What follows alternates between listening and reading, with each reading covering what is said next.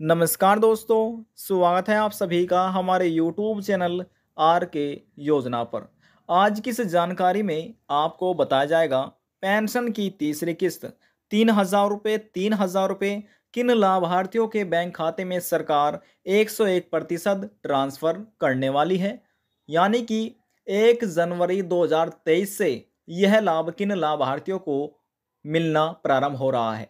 ये सभी जानकारी आपको मिलने वाली है। यदि आप भी सरकार से दिव्यांग, विधवा, वृद्धावस्था या कुष्ठ अवस्था में से किसी भी एक पेंशन का लाभ ले रहे हैं, आपकी पेंशन बनी हुई है, तो दोस्तों वीडियो को अंत तक जरूर देख लीजिएगा, तभी आपको जानकारी प्रॉपर तरीके से मिल पाएगी, संपूर्ण जानकारी आप जान पाएंगे। अन्यथा आप बीच में से यदि स्किप कर देते हैं तो आपको जानकारी अच्छे से नहीं प्राप्त होगी। वीडियो की शुरुआत करने से पहले हमारा आपसे निवेदन है, यदि आप हमारे चैनल पर पहली बार आए हैं तो चैनल को सब्सक्राइब कर लीजिएगा। साथ ही दोस्तों बेल आइकन के बटन को प्रेस करना ना भूलें, ताकि जो हमारी वीडियो का नोटिफिकेशन है वह सबसे पहले आपको प्राप्त हो और आप सबसे पहले ही उसका लाभ उठा सके। चलिए दोस्तों वीडियो की शुरुआत कर लेते हैं। हरियाणा, पंजाब, गुजरात, महाराष्ट्र, कर्नाटका, उत्तर प्रदेश, हिमाचल प्रदेश, उत्तराखंड, सभी राज्यों में सरकार अलग अलग पेंशन दे रही है। यदि हम दोस्तों बात करें सबसे पहले उत्तराखंड की, तो उत्तराखंड राज्य सरकार द्वारा प्रति माह 1,500 रुपये पेंशन सरकार देती है। यदि हम बिहार की बात करें तो दोस्तों बिहार में भी प्रति माह 400 रुपये पेंशन के दिए जाते हैं। इसी प्रकार से दिल्ली में और हरियाणा सरकार द्वारा 2,500 रुपये प्रति माह ये पेंशन राशि दी जाती है। तो दोस्तों इसी प्रकार से कुछ राज्य सरकार ऐसी भी है जिनमें प्रति माह पेंशन नहीं दी जाती, केवल और केवल 2 महीने के बाद या फिर 3 महीने के बाद चौथे महीने में सरकार लाभार्थियों के बैंक खाते में पेंशन ट्रांसफर करती है। हम बात करें हैं यूपी पेंशन योजना के बारे में, तो दोस्तों पहले उत्तर प्रदेश में यहाँ पर 500 रुपये प्रति माह पेंशन दी जाती थी। हालांकि सरकार ने वर्ष 2022 में शुरुआत में ही पेंशन में बढ़ोतरी की थी 500 रुपये की। तो दोस्तों अब आप कह सकते हैं जो आपको फिलहाल पेंशन दी जा रही है करंटली में, वह 1,000 रुपये प्रति महीना के हिसाब से पेंशन दी जाती है। तो दोस्तों उत्तर प्रदेश सरकार द्वारा 3 महीने के बाद चौथे महीने में सरकार पेंशन को ट्रांसफर करती है, तो 3,000 रुपये, तो दोस्तों ये सीधे 3,000 रुपये हो जाते हैं लाभार्थियों के बैंक खाते में ट्रांसफर। यानी कि दिव्यांग, विधवा, वृद्धावस्था, इन 3 पेंशन धारकों को ये पेंशन राशि दी जाती है। इसी प्रकार से दोस्तों यूपी पेंशन योजना के माध्यम से जो कुष्ठ अवस्था पेंशन धारक हैं उन्हें प्रतिमाह पेंशन दी जाती है 3,000 रुपये। 3,000 रुपये ये प्रतिमाह उत्तर प्रदेश सरकार द्वारा कुष्ठ अवस्था पेंशन धारकों को धनराशि बैंक खाते में सीधे सरकार द्वारा ट्रांसफर की जाती है। अब दोस्तों बात करते हैं किन लाभार्थियों को 101% सरकार के द्वारा पेंशन 2023 में 1 जनवरी से ही मिलना प्रारंभ हो रही है। तो दोस्तों यहाँ पर समझिए, जिन पेंशन धारक के पेंशन एप्लीकेशन फॉर्म में एक भी गलतियां नहीं हो रही है, नाम में, स्पेलिंग्स में, मात्राओं में, उनके आईएफएससी कोड में, उनके अकाउंट नंबर में, या फिर दोस्तों पीएफएमएस में उनका एक्सेप्ट है, ये सभी जानकारी आपको वर्ष 2023 प्रारंभ होने से पहले अपनी गलतियां चेक कर लेनी है। जिसकी भी गलतियां हो रही है उनको पेंशन का लाभ नहीं दिया जाएगा।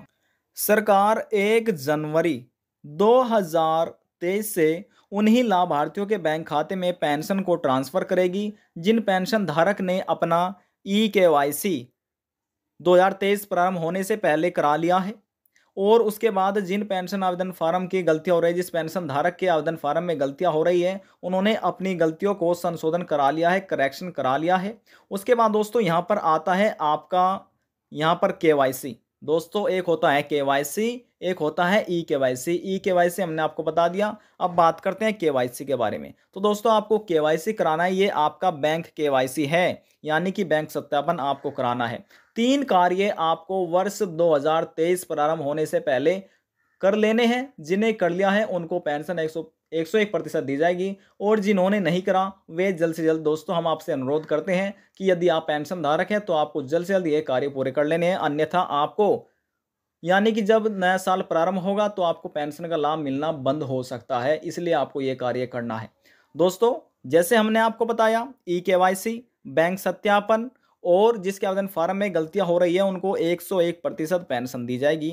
अब बात करते हैं जिन्होंने यह कार्य नहीं करे उनकी पेंशन स्टॉप हो सकती है, पेंशन का लाभ नहीं दिया जाएगा। अब बात करते हैं केवाईसी कैसे करा सकते हैं। इसके लिए आपका आधार कार्ड है, मोबाइल नंबर है और पैन कार्ड अपने बैंक में जाकर जमा कर दीजिए, फोटोस्टेट कराकर आपका केवाईसी पूरा हो जाएगा। बात करते हैं ई केवाईसी के बारे में। ई केवाईसी आपका आधार कार्ड है और मोबाइल नंबर है। इन दोनों दस्तावेजों के माध्यम से आप नज़दीकी सीएससी सेंटर पर जाकर अपना ई केवाईसी पूरा करा सकते हैं, अपनी पेंशन का आधार प्रमाणीकरण पूरा करा सकते हैं।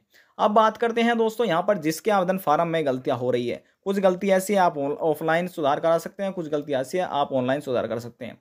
बात करते हैं दोस्तों यदि आपके PFMS में एक्सेप्ट नहीं है, इनवैलिड है, आपकी नाम में स्पेलिंग्स में मात्राओं में कोई गलतियां हो रही है, उसके बाद यहाँ पर आपका mobile number, account number, IFSC code, कोई भी गलती यहाँ पर हो रही है, या फिर दोस्तों आपके बैंक स्टेटमेंट में कोई भी गलतियां हो जाती है, तो इन गलतियों को सुधार कराने के लिए डॉक्यूमेंट समझ लीजिए जो दस्तावेज हैं। पहला आपका आधार कार्ड है, दूसरा आ जाता है आपका मोबाइल नंबर, तीसरा दस्तावेज है जिस बैंक में आपकी पेंशन आती है उस बैंक की फ्रंट पेज की फोटोस्टेट करा लेनी है आपको।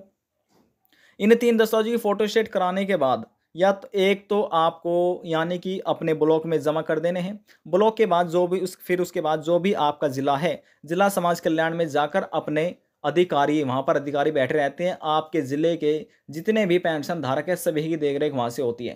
पहली आपको 2 कार्य करने हैं यहाँ पर। पहली कॉपी आपकी अपने आधार कार्ड, मोबाइल यानी कि आधार कार्ड की, मोबाइल नंबर की और बैंक की पासबुक की, यानी कि एक कॉपी ये बनाकर आपको अपने ब्लॉक में जमा करनी है और दूसरी कॉपी बनाकर आपको अपने जिला समाज कल्याण अधिकारियों के पास जमा कर देनी है। इससे आपका जल्द से जल्द ये कार्य पूरा कंप्लीट हो जाएगा। कंप्लीट होने के बाद आपको फिर 1 जनवरी